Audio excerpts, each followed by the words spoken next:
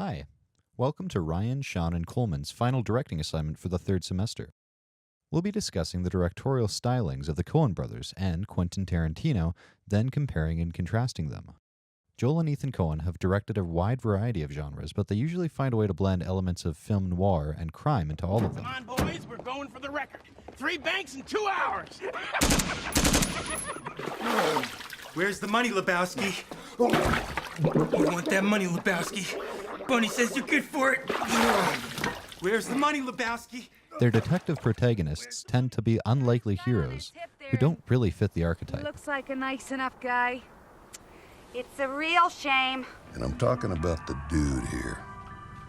Sometimes there's a man, he's the man for his time and place. Black humor and satire also figure heavily into their works. I was hit by a train. Lots of respectable people have been hit by trains. Judge Hobby over in Cookville was hit by a train. What was I supposed to tell him? That you were sent to the penal farm and I divorced you from Shane? We commit your final mortal remains to the bosom of the Pacific Ocean, which you loved so well. Good night, sweet prince.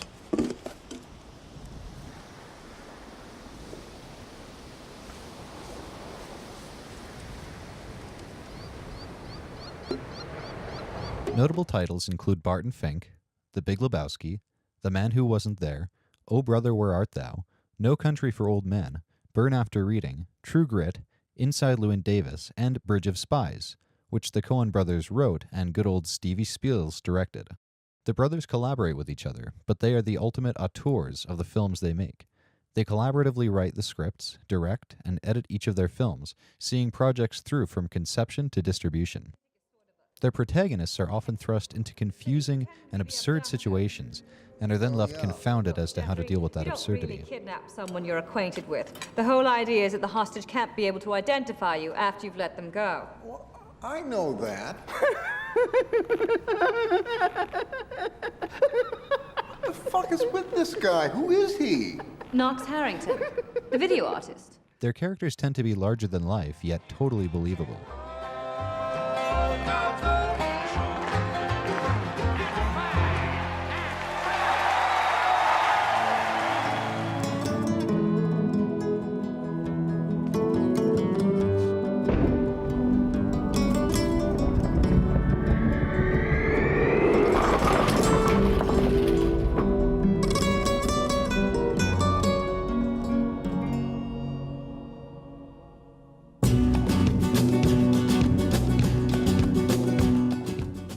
The Seabros tend to reuse actors. Steve Buscemi, George Clooney, and John Goodman are a few actors who appear in their films frequently.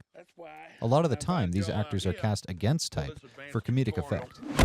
For instance, John Goodman tends to play dangerous, violent roles, while George Clooney plays plenty of morons, contrasting their usual roles in other works.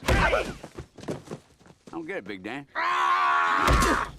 Practically every Coen brothers film is a period piece of some sort, each being a description of a specific part of America during a particular era.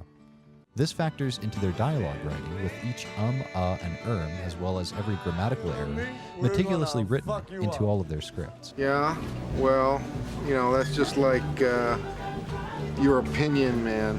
They tend to put the camera in between the characters or inside the conversation when it comes to shot-reverse shot coverage, giving each character their own frame and adding a sense of presence to their scenes. In other words, the Coen brothers shoot tons of singles, with very few over-the-shoulders being used. What the heck are you? We're not a bank, Jerry. Their DP Roger Deakins opts for almost exclusively wide-angle lenses, which exaggerate facial features and camera movements, adding a deeper sense of intimacy to the scenes. Independently. Music plays heavily into the plots of Oh Brother, Where Art Thou and Inside Llewyn Davis. With Oh Brother, the gang go to a recording studio and record a bluegrass banger as the Soggy Bottom Brothers. This has implications for them immediately and in the long-term progression of the plot, and also reflects how Clooney's character Everett is feeling. The Coen brothers' use of music doesn't just communicate the emotions of their characters, it also communicates the environments where and when their films are set, and often the general tone and atmosphere of the scenes, adding a deeper sense of realism and authenticity to their films. Come on, brothers, let's the Coen brothers use visual effects sparingly, saving them for dream sequences. When it comes to editing, the Coen brothers popularized color grading with Oh Brother, Where Art Thou? I hope today you learned some interesting things about the Coen brothers that you can possibly apply to your own directing. Now, over to Sean. In your silk upholstered chair, talking to some rich folks that you know.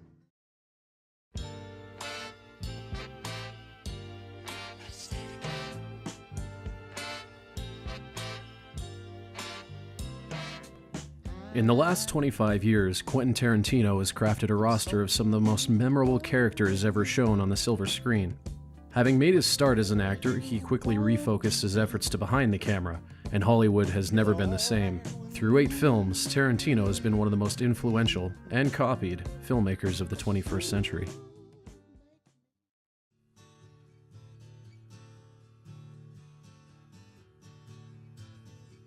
After writing the screenplay to 1992's Reservoir Dogs in just over 3 weeks, Tarantino hit the jackpot by impressing producer Richard Gladstein and actor Harvey Keitel.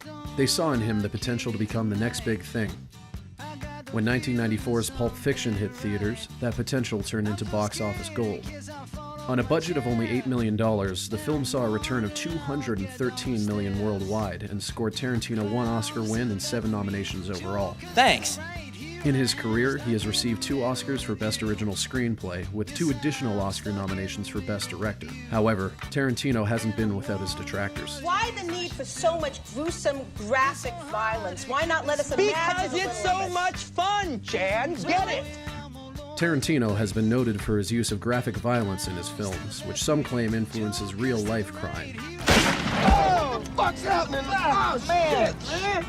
Oh man, I shot Marvin in the face. Why the fuck you do that? He highlights violence as a form of catharsis, using dramatic situations to pry nervous laughter from the furthest corners of the audience's psyche. I said tell Miss Laura goodbye. Bye, Miss Laura. Violence to Tarantino is best used as a punchline.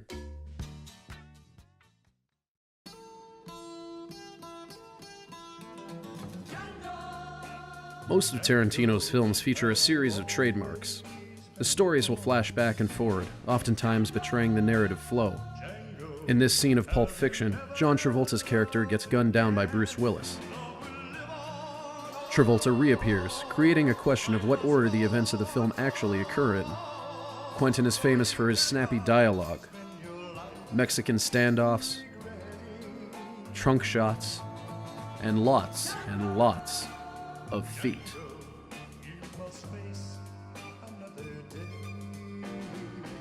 His use of music goes from inspired to obscure. He has claimed that as a child, he would listen to music in his room and think up movie scenes that would fit to the songs he played.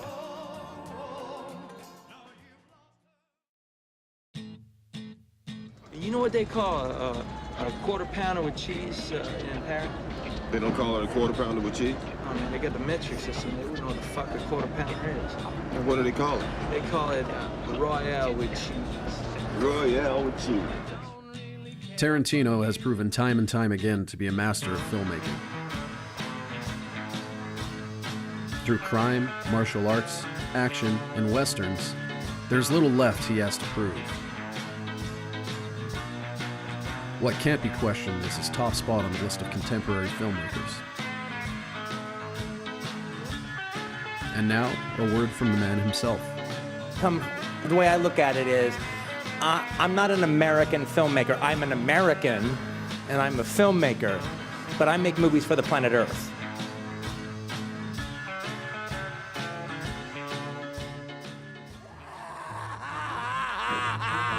You know something, you bitch? I think this just might be my masterpiece. Osborne. So far, we have shown you 2 different types of directors. We have talked about what makes them unique, what gives their films the feeling of auteurship, and really, both the Coen brothers and Quentin Tarantino truly are auteurs. It's hard to sit down and watch a Coen brothers film, or a movie written and directed by Quentin Tarantino, without knowing that they were the creators of that film. So let's get started. You're gonna have to start getting scared. immediately.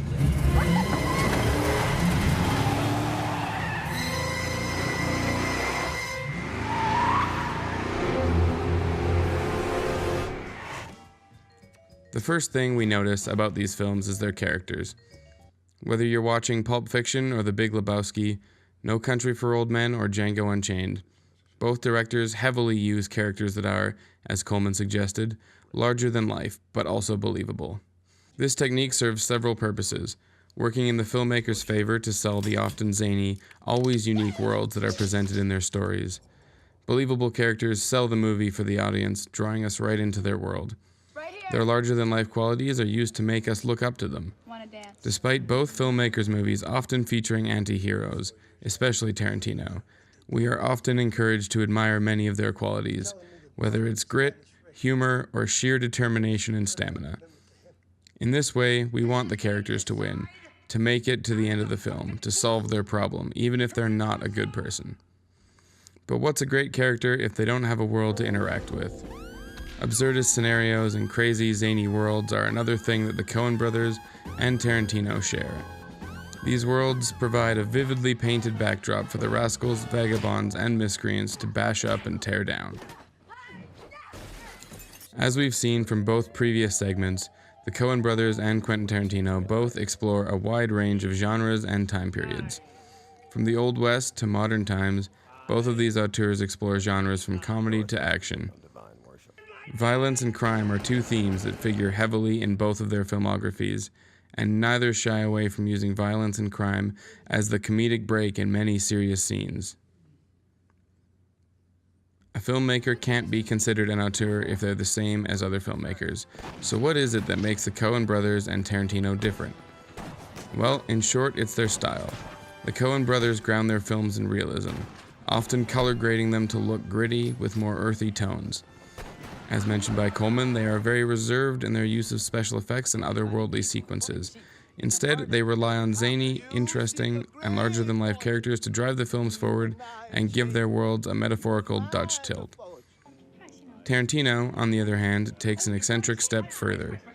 He often employs special effects or visual effects in scenes that don't seem to have a narrative purpose or are there to make the reader question what the rules of that world's reality really are. These effects are used to cartoonify the live-action films, creating both humor and a unique, almost comic book-like tone. Other differences can be seen in something as subtle as camera placement. While the Coens bring the reader into the middle of the conversation by limiting over-the-shoulder style shots, Tarantino fetishizes the camera as a voyeur, often placing it beyond the edges of the conversation, making the audience a watcher, observing the violent and crazy events of his stories. For these renowned filmmakers, their world-building, characters, and unique eye-catching style have skyrocketed them to the top. Their repertoire of stylistic choices, themes, and content is expansive and impossible to fully cover in such a short time. Like true auteurs, the films of Quentin Tarantino and the Coen brothers will likely be studied, analyzed, and explored for many years to come.